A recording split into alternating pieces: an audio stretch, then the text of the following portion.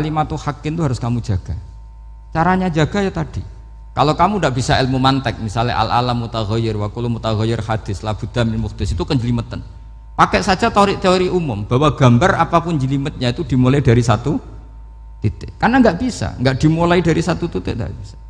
Maka alam apapun jumlahnya nggak terhingga tetap dimulai dari al-wahidul qahar, yaitu satu titik. Yaitu dalam konteks tauhid tentu itu Allah Subhanahu wa ta'ala. Sehingga Nabi Ibrahim itu orang paling sukses bikin waja'alaha kalimatam baqiyatan fi aqibi. Terus Nabi Muhammad begitu, sahabat gitu, sampai kita sekarang diajari ilmu mantek. Ilmu mantek itu logika yang nggak terbantahkan. Karena mau tidak mau. Kata Imam Syafi'i, fa innal uqula muttarratun ila qabulil haq, karena akal akan dipaksa menerima kebenaran. Dan itu yang terjadi di Uni Soviet. Dikooptasi 100 tahun untuk berfaham ateis, dilawan oleh ilmu, tetap menanamkan ilmu tauhid, ilmu mantek. Ketika Uni Soviet secara politik runtuh, semuanya menjadi muslim, termasuk negara-negara yang dulu dikooptasi.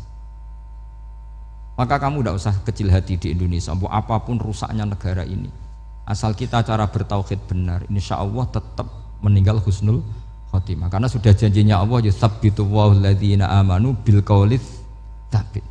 Sing jelas itu nomor satu tuh al qaulits tsabit. Memang itu logika yang masuk akal. Jadi jangan kira semua orang ditanya marabbuka, ndak. Banyak ulama yang enggak ditanya, masyhur itu dalam cerita keramat-keramat. Ada guru tauhid ngajarin tauhid. Setelah ditanya mungkar nakir, Imam Malik datang. Kamu nanya ini, man rabbuka man nabiyuka, kamu tahu ini guru Umul Barohin yang tukang ngaji tauhid. Guru tauhid kok ditanya apa? Tauhid. Malaikatnya enggak jadi tanya.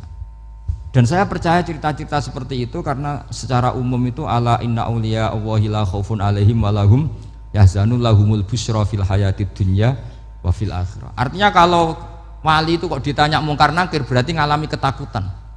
Karena di situ kan digambarkan mungkar nakir itu sewangar, bawa godam. Kalau yang tanya nggak bisa dipukul sampai ajur sak walang-walang. Pokoknya ceritanya kan seru seperti itu. Udah itu kalau betul begitu terus ayat la khaufun alaihim walahum yahzanun kayak apa? Makanya dalam kitab Nasoihul Ibad itu ada cerita ini. Sampean boleh nggak sependapat dengan saya, tapi semoga nasib sampean nanti digebuki malaikat. Karena orang itu akan mengalami seperti yang dirasakan. Ana indadzoni abdibi. Saya ndak bayangkan akan mengalami itu. Makanya saya ini ngajar tauhid terus. Paling tidak kalau ditanya marabbuka man nabiyuka, sampean tahu profesi saya. Saya ini pengajar tauhid. Dan biji saya 9. Dulu saya di MGS kalau ada teman bijinya tauhid kok 4, terus gak ahli swarga, tauhidnya jeblok. Jadi kalau bijinya 4 terus gak ahli swarga, tauhidnya apa? Jeblok. Tapi yang bijinya 9, ahli swarga, tauhidnya itu saya dulu bijinya 9. Terus 9 terus sampai tamat. Karena nggak ada biji 10. Karena kalau 10 itu kan terlalu sempurna, nggak baik lah manusia kok sempurna gitu. Jadi sudah 9 aja kan gitu. Tapi sebetulnya pantasnya ya dapat 10. Mergo saake, mergo tenan enggak tahu saya. Di Nasoihul Ibad itu ada cerita gini dan saya percaya itu. Di sarahnya itu. Juga di sarah apa itu yang di sarah Syekh Nawawi itu. Pokoknya saya kalau ingat Raden Asnawi pasti ingat Syekh Nawawi. Saya tidak memastikan apa murid guru apa saling istifadah, yang jelas itu teman dekat, teman fil ilm. Sayyidina Ali itu pernah minta kasaf sama Allah. Saya percaya tidak semua orang alami marabbuka ditanya itu. Ya Allah, saya minta kasaf itu ngerti alam gaib. Ingin tahu Umar. Jadi diam-diam Sayyidina Ali itu ya mangkal sama Sayyidina. Wong kok kerase ngono. Angger wong kok tahu disentak. Jajal wani nyentak malaikat ora itu kata Sayyidina. Jadi dia minta kasaf karena kenangannya dia melihat Umar itu semua orang pernah disentak sama Sayyidina Umar itu. Maka Sayyidina Ali minta kasaf. Ya Allah, saya ingin melihat Umar menghadapi mungkar nakir. Masih garangkah apa enggak? Itu dah itu minta kasaf. Pas kasaf beliau bangun dari kubur, duduk, dilihat sama Sayyidina Ali ini ngalami kasaf. Sama ndak usah tanya, ndak wali kok tanya, ya sudah pokoknya percaya aja. Akhirnya malaikat mungkar nakir datang.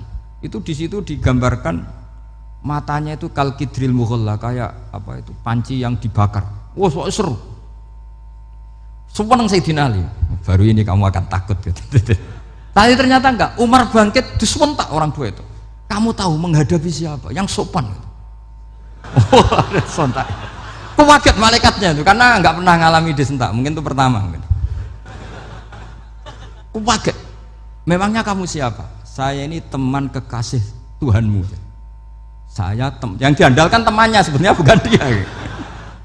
Ana sohibu habibillah. Saya ini temannya kekasihnya Allah. Jadi dia ngandalkan temannya sebetulnya bukan ngandalkan dirinya. Oh kamu temannya Nabi Muhammad? Iya saya Umar temannya Nabi Muhammad. Kamu harus hormat sama temannya kekasih Allah. Wah terus mulai itu. Akhirnya matur Allah. Ya Allah, apakah prosedur seperti ini bisa dinego? Terus sama Allah. Oh iya katanya. Kamu kalau menghadapi kekasih saya ya jangan seperti itu katanya. Semenjak itu beliau sopan santun dua mungkar nakir gitu. Jadi ini berita gembira. Jadi sebetulnya itu enggak.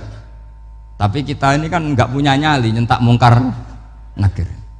Semoga dengan gelar kita doktor tafsir, doktor tauhid gitu. Atau paling enggak guru kudsiyah tauhid gitu. Atau siswa terbaik dalam materi tauhid. Itu harus kamu bawa status. Jadi sehingga nanti ini saya ranking 1 tauhid, masa masih ditanya marbuka waman nabiuka. Dan itu menurut saya sah. Sampean nggak usah protes takbirin tiga, susah usah takbiran. Pokoknya takbirnya adalah wali-wali itu la khaufun alaihim walahum ya, mereka tidak akan mengalami ketakutan baik kehidupan dunia maupun kehidupan akhirat. Bahkan para malaikat itu mengatakan ke wali-wali nahnu awliyaukum fil hayatid dunya wa fil akhirah. Kita ini teman kamu, saudara kamu, mitra kamu. Masa mitra kok nutui itu kan nggak fair. Dan menurut saya paling efektif itu apa? Kamu harus punya rumus tauhid kayak Imam Amudi menemukan Tuhan.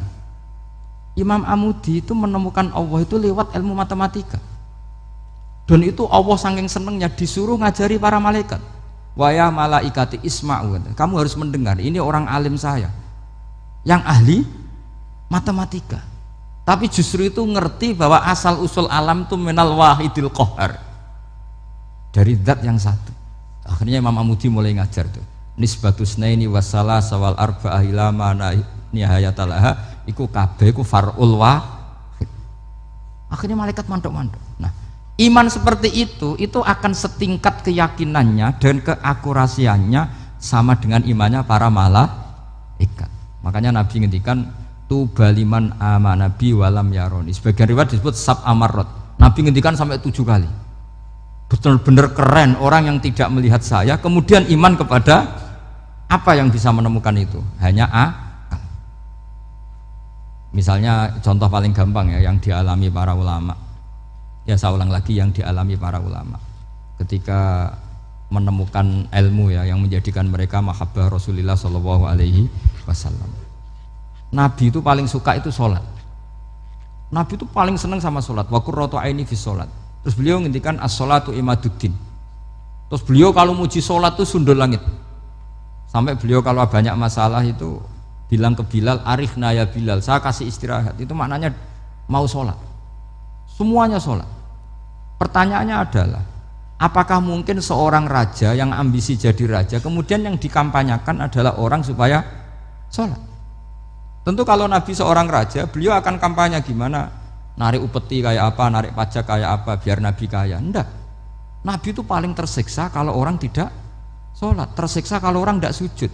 Loh, kalau beliau seorang raja, ngapain mengpopulerkan sholat? Maka makna sholat imaduddin adalah sholat itu tiang agama. Maknanya tiang agama, kamu akan tahu betul kalau dia seorang nabi. Karena apa? Yang diajarkan adalah sholat. Loh, coba untungnya apa bagi Nabi Muhammad ketika umat Islam sholat? Kan tidak ada untungnya sama sekali. Justru itu kelihatan kalau dakwah beliau itu dakwatul haq, mengajak kebenaran. Lho wong kok kampanyane kon salat, mestinya nak kepengen sugih kan kon bayar pajak, upeti. Tapi enggak, Nabi itu ngajarkan apa? Orang supaya salat. Dan ini diimplementasikan sama Raden Asnawi, beliau ngarang pesolatan. Orang sealim itu yang dikarang pesolatan. Makanya saya tuh kagum. Saya saksinya banyak, tanya murid-murid saya kalau beli pesolatan sak kerdus, saya kirim ke Korea terus ke pedalaman-pedalaman itu. Karena saya butuh pesolatan, bahwa orientasi kita itu sholat.